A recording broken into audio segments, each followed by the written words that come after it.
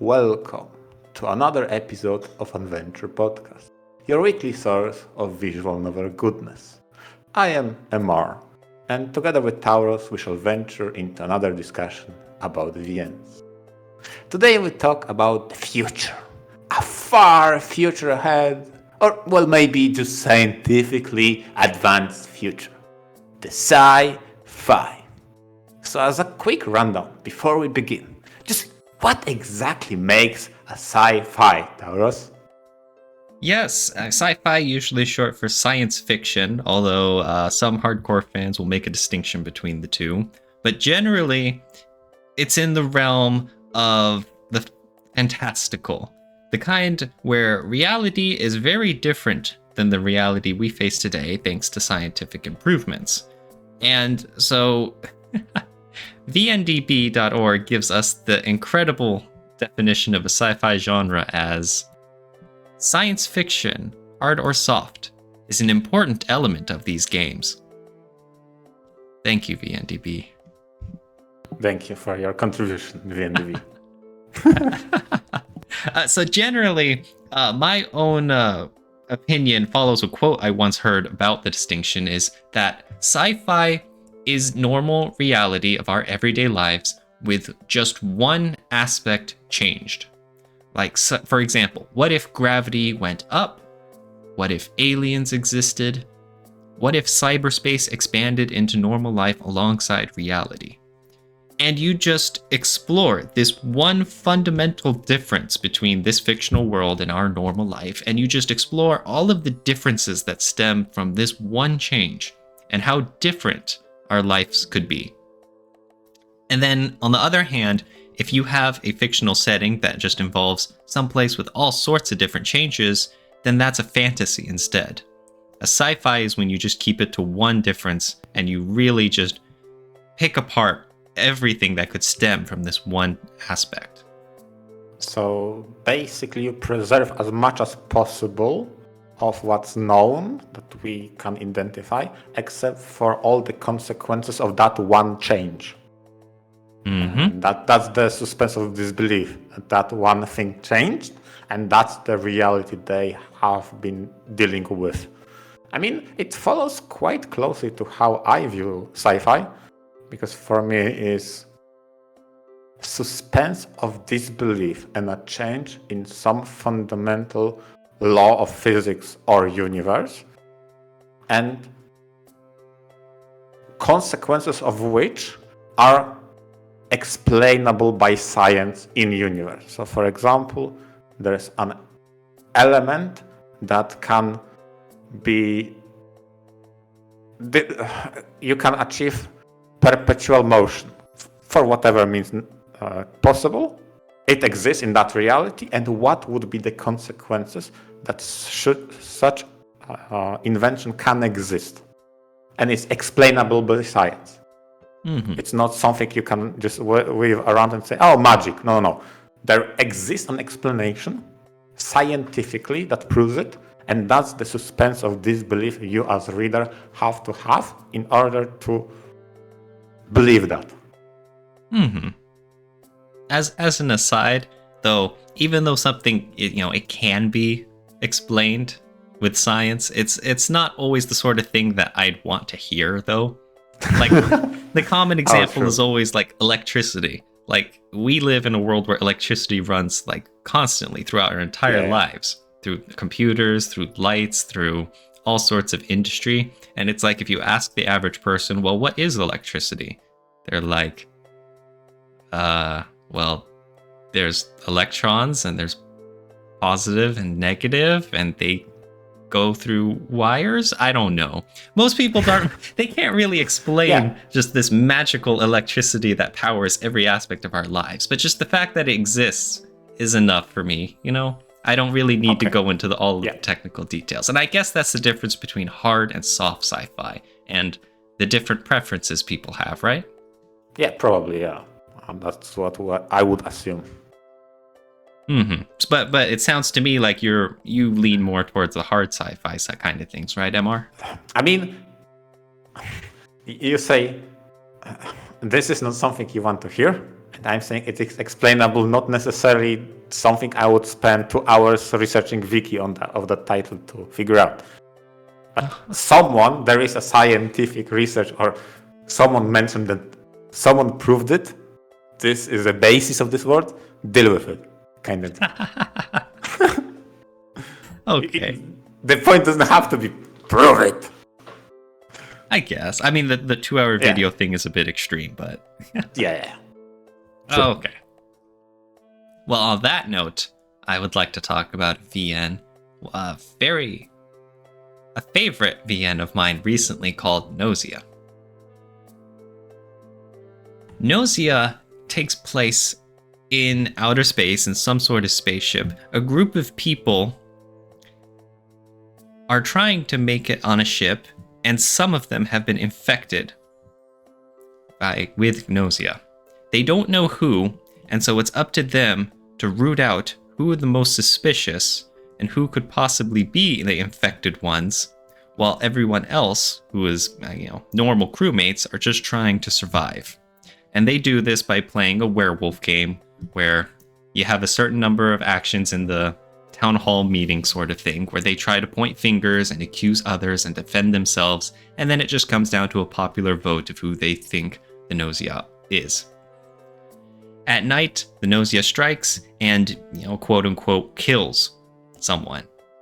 Then the next day, they reunite again, they point fingers again and try to vote him off, and the next night they kill someone, and this goes on and on until either the nausea win or they successfully eliminate the nausea. Now, this is a science fiction story, though, and this takes place in the future, and you have one heck of a colorful cast. I really think that's one of the strengths in this, is that you have, one of the characters is a beluga whale wearing a scuba suit, who is just a really happy gal. Then you have a dude who's transforming into a cat. He's going through the process, and because it takes a long time and it has to do a little bit of a time to transition into a different animal. And so you just see this cat attached to his neck hanging on his shoulder. Oh my god. This is probably the adequate to say whatever floats your boat, right? Sure, be a whale. Okay. Yep. One character is just like an actual stereotypical gray alien. Like what you would imagine out of the old science fiction movies. And it's just, you have all of these weird characters, but they still have their own personalities, They all have their own desires and their backstories and whatnot. And I think that ties in well with the whole science fiction aspect. The topics, of course, it fits with the sci-fi setting. You have, at its core, time looping, because you, the main character, if you ever die or you get voted off into cold storage, you boot up the game again, and it's a new loop. And of course, this gets explained during the game as well. Quite the staple of the sci-fi genre, the time travel or time shenanigans. Another staple of which is that they'll introduce these new concepts that, of course, you're unfamiliar with, like some sort of consciousness collective, timeline errors. And so the characters will explain these to you. And so even though this is sci-fi and they're introducing, I guess, multiple, differences in nature that you're expected to, they still explain it to you so that they ease you into these topics and you can see these firsthand and you can experiment. And in some cases, you can even flounder with them as you get, killed off because you just come back in a new time loop. But in this way, you get familiarized with them. And so a lot of thought ends up being given to this overarching plot line. Why do you do this to me every time? Why did you just mention two things? Timeline errors, and now I'm like, what does he mean by that? Does that mean there is something like a corrective patch running through the reality? Someone is fixing? Oh my, now I won't sleep again. Thank you, Towers. Oh, of course I recommend it. I really love the whole gameplay side of it too. But yes, story-wise, I think this is very representative of a sci-fi visual novel in which there are many weird things going on, and part of it is you trying to come to grips with all of the implications all of these new factors have. Like, just for example, with the time looping. Yeah, It's I won't allow you to gloss over timeline errors. Come on. oh my god! Now I'm Hey, no super. spoilers. I don't want to get too deep into it. You got to read this. You Damn got to it. experience it. Ah. But just, I mean, one thing I really like about Nausea is that you have a crew. One of the crewmates, I guess you could say, a trusted ally, is Setsu, and they are also looping, but they're looping in a different order than you. The first time you boot up the game, of course, your very first run. You could call it that sus. Oh my god, don't make the Among Us jokes. Don't be like that. I thought you were better than this, MR. I had to. No, you totally derailed me. Wrong order. Yeah. So you're going in a different order, and so you're experiencing things that they're familiar with, and they're experiencing things that you're familiar with sometimes, and there's a whole lot of different plot threads, and it's very fun to explore and familiarize yourself with all of these sci-fi concepts. Why do you make my backlog grow every single time?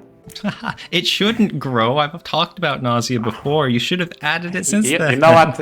You're actually correct. It actually is already in my backlog. The backlog is the same. Sorry. I've done nothing to you. Yeah, that's true. So yeah, I mean, this is actually pretty kind of widespread. I know I just talked about where you change one thing, and that's what makes it a sci-fi. And it's like, oh, here's my first example. There's multiple things.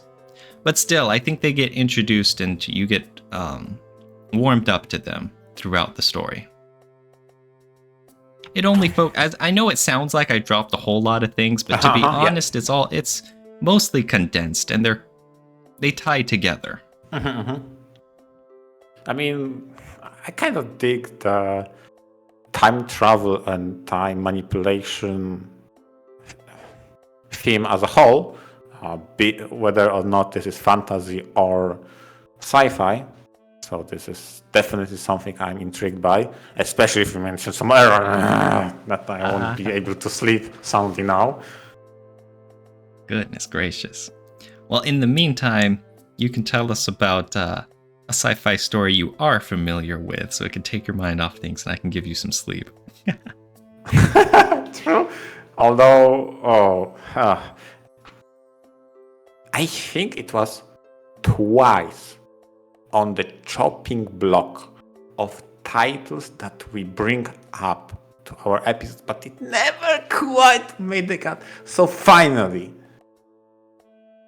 maybe it's even stretching a little bit with definition of sci-fi, I'm bringing Gacktun of the Golden Lightning. Holy heck, was that a title. Oof, I loved everything about it. It did a lot of phenomenal exposition and atmosphere, in my opinion. And this would be the one, how can I say it the best for you? The one that tackles, I wouldn't say necessarily romance, but people growing fond of each other very, in a way that is not a romance, that's not the focal point. And this is definitely our union. That was the way they depict the main character and main heroine living together and not getting to know each other as a subplot of something bigger and greater, just complements so well. Okay. The story takes place in a kind of futuristic, kind of alternative universe setting that veered off a little bit into, how can I say it, steampunkish vibes.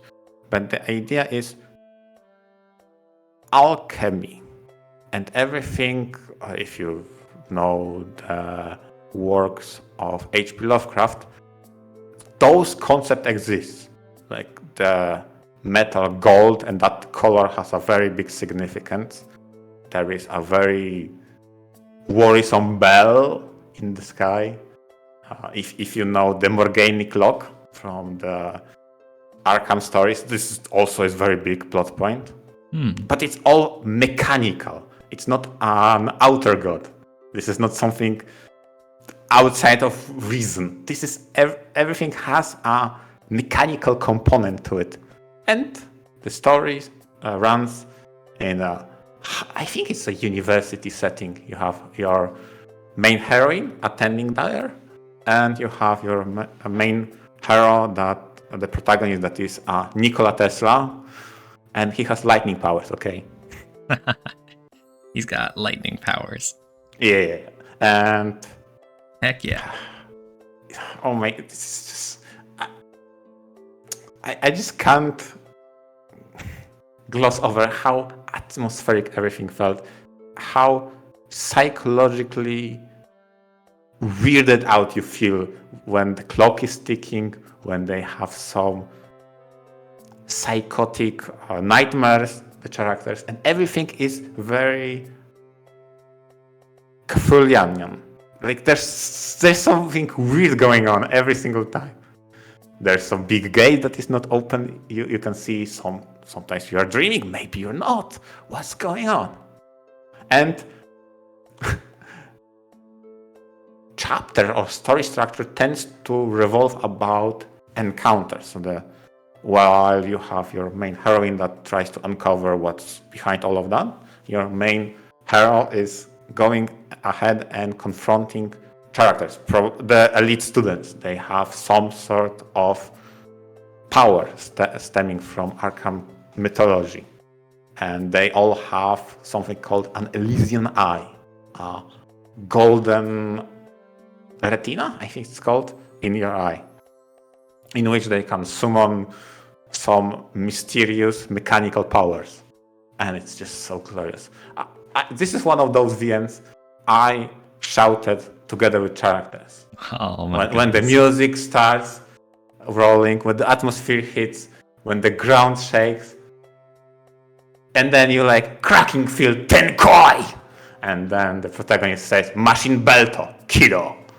Oh my god, it's so atmospheric. Oh, I love that. Yeah, because that's what a visual novel succeeds at. The whole point is to entertain you and to immerse yourself into the world, the story, the characters. And those times when you just get so engaged in it, like that's a success. That's what every VN should be doing. And it also features a very expansive encyclopedia. So whenever that updated, I was like, goodbye 2 hours, I'm off. Oh my goodness, okay. Oh, it's glorious. But yeah, you mentioned before a few times that how much do you consider Gakdan a sci-fi VN?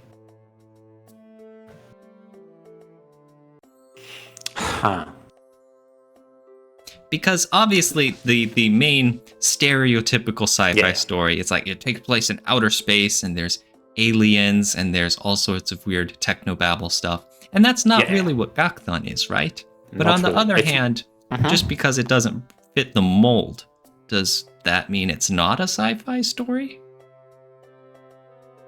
The one key difference is that it's less about future and more about alternate reality in which people develop arts.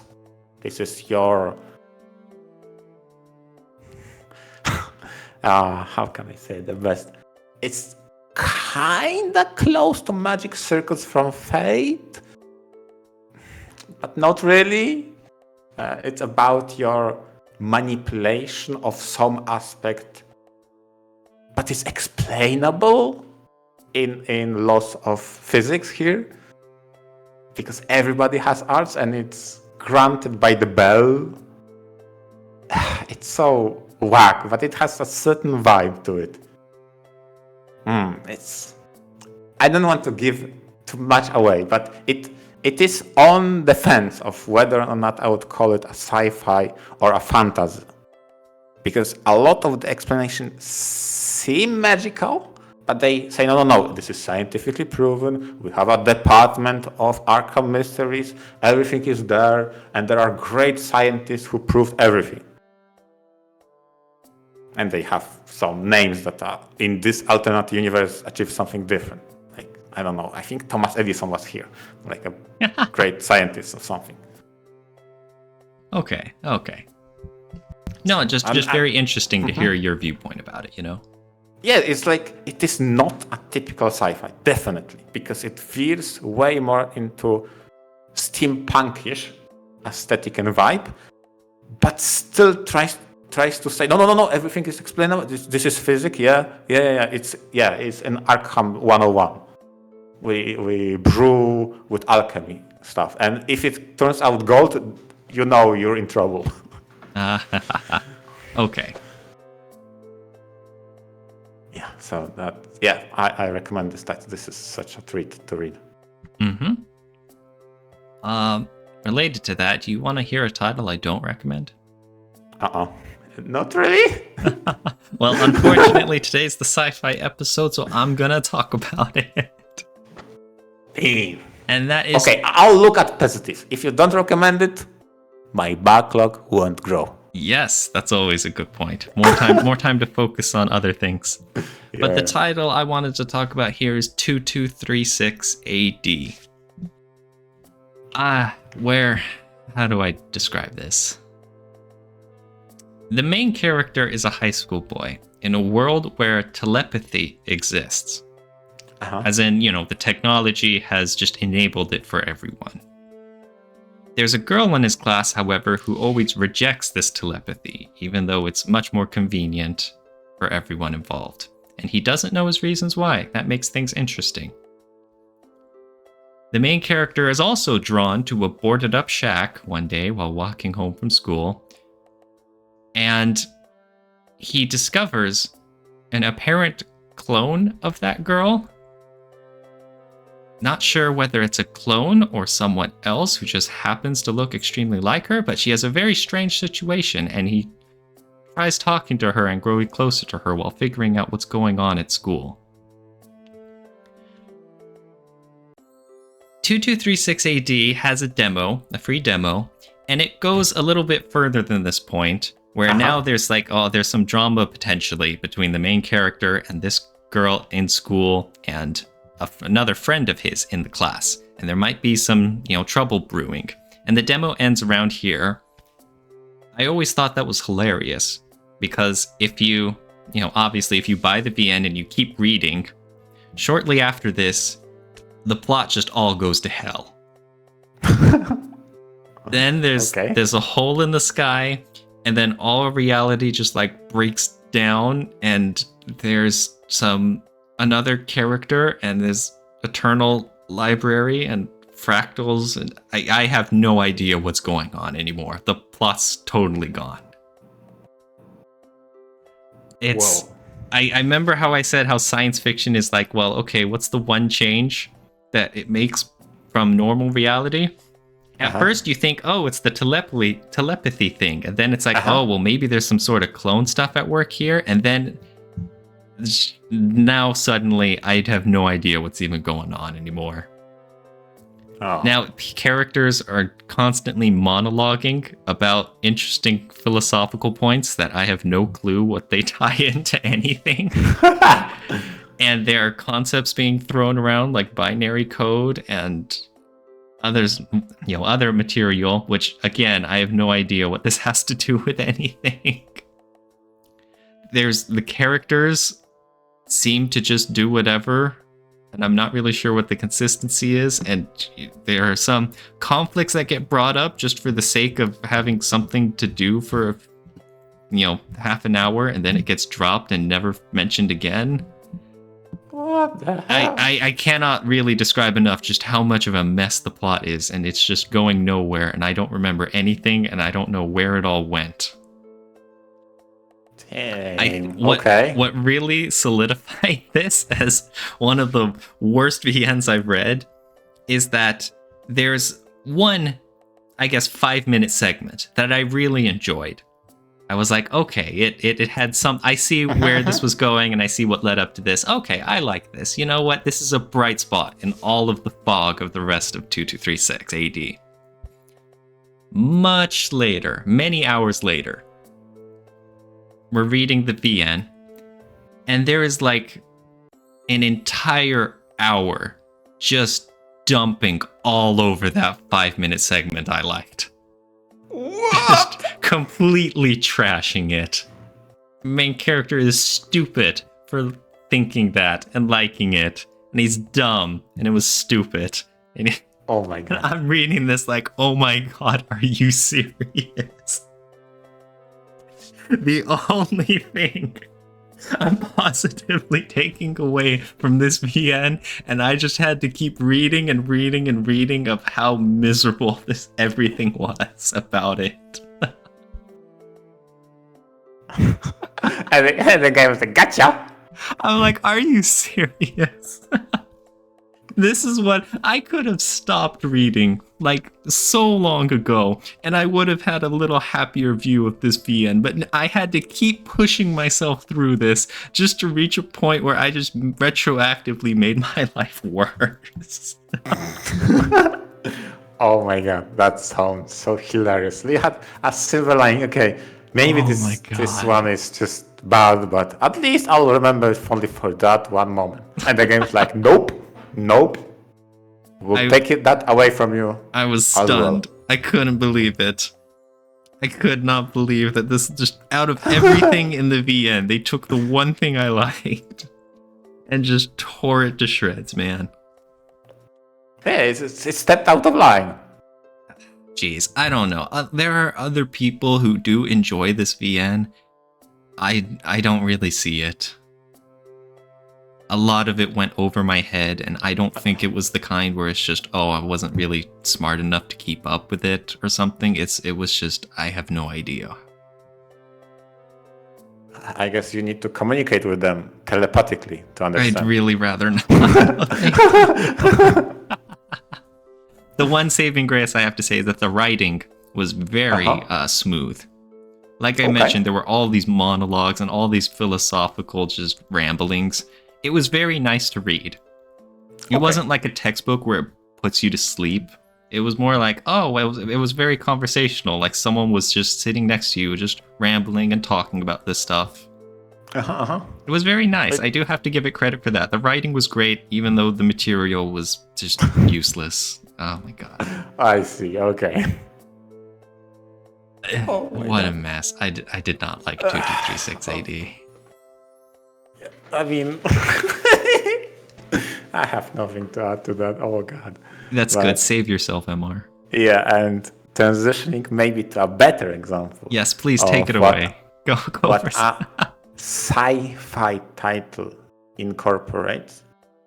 I brought Chronoblossom. Actually, this is one of my first Kickstarter backed title I've read, and probably this is the one that made me dislike distribution of volumes, because this was something that across, I don't remember, 4 years, maybe 4 years, something like that.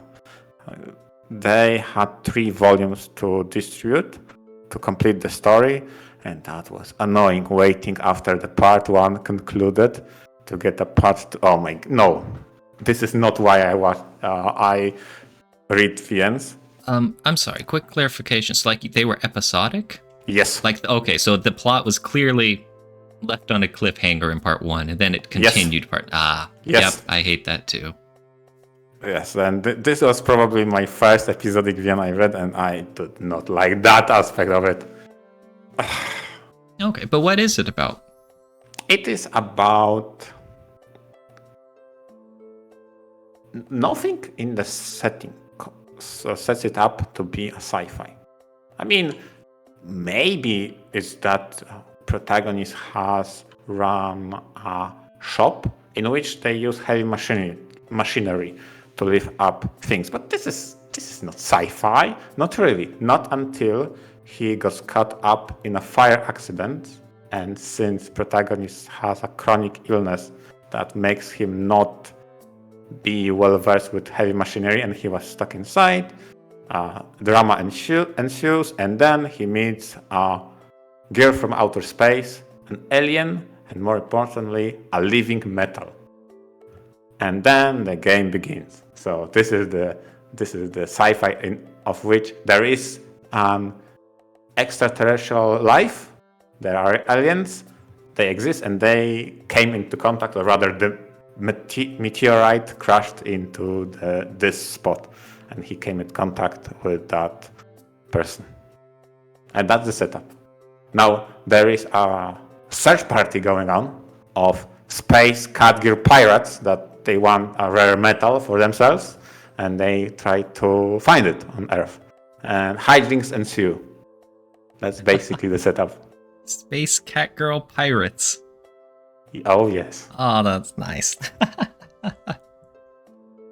And they're after the rare metal. And so the main character is keeping it for himself, though? I mean, he adopts her pretty much as a child and protects her from the space pirates. Okay, I see. So more along the lines of that. Yeah. And the hijinks are so funny because the space pilot thinks they are clever. Obviously, they crash landed, so they weren't that clever. But they set up a restaurant as a front to lure in customers, and they were close by the protagonist, so they lured him in on some restaurant hijinks.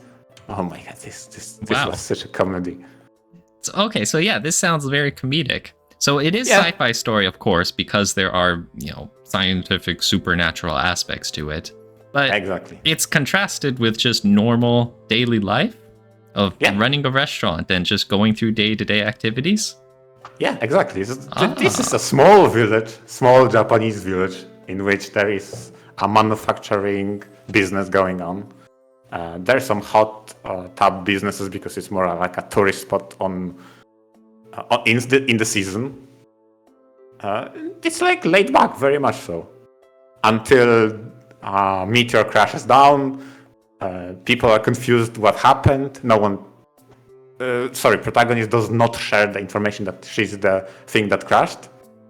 But then she appears out of nowhere. People accepted her. She's living with protagonist, and they have hijinks with the space pirates that running a weird shop in the middle of nowhere. I mean, restaurant. Mm-hmm. It's so crazy. It's crazy. It has some very dramatic and tense moments in a Nakige style. I give their points because they create some very touching moments, especially giving the... I mean, I'm trying to not use the word alien, but inability to understand the value of people, of family, of money, because how does metal conceive even those concepts? Like, what? Money? Family? What? Like, those are really nice moments there. Okay, so then there's also the very human connection to it. Yes, exactly. The Corona Blossoms, it's hidden a lot of different bases, huh? Yeah. There's the sci-fi, obviously. There's the comedy stuff, and there's the normal slice of life stuff, I'm assuming. Yep. And then I'm surely assuming it goes into character drama too. Exactly, yep. Oh, wow. Yeah, what a complete package, huh? I like how much this contrasts with some of the other sci-fi titles we're talking about, which go all in on the sci-fi. Yeah, exactly. And this one's like, it's like Nekopara had a good success. Let's take their engine, have such cute artwork, and make Sci-Fi with space Neko pirates, okay? Because it was in similar time when Nekopara was having huge success with their first volume. This has been kickstarted on the first volume also. Something along those lines. Mm-hmm. That's always how it goes. When there's some breakthrough success, you get copycats along the way. Yeah. And that's not a bad thing. It's, obviously the quality itself makes it a good or bad thing. Yeah, and they made use of, oh my god, I completely forgot what the engine was called, that Nekopara used for their models to be very animated, because the sprite moved a lot and expressed. With the emote stuff? Oh yeah, emote. Yeah, exactly. That's what it's called. Yeah. That was funny. This was the new iteration of that engine, the better one, from the improvement from Nekopara. Okay, very cool, very cool. Yep. What a totally different sci-fi VN. Absolutely different. But oh my god, it has a special place in my heart just for being the first Kickstarter that made me addicted to backing good titles. I'm not sure if that's good memory, but Yeah, exactly. I need now. You don't know if they're good titles yet. That's the risk you run. True. But I need now a Kickstopper, right? Oh dear, oh dear. All right. But yes, that does sound like a great example to end our video on for this week. That is our foray into sci-fi visual novels, and to everyone listening, I hope you enjoyed, and let us know if you have any questions or comments. Yeah, thank you very much for everybody for listening in, and see you next week.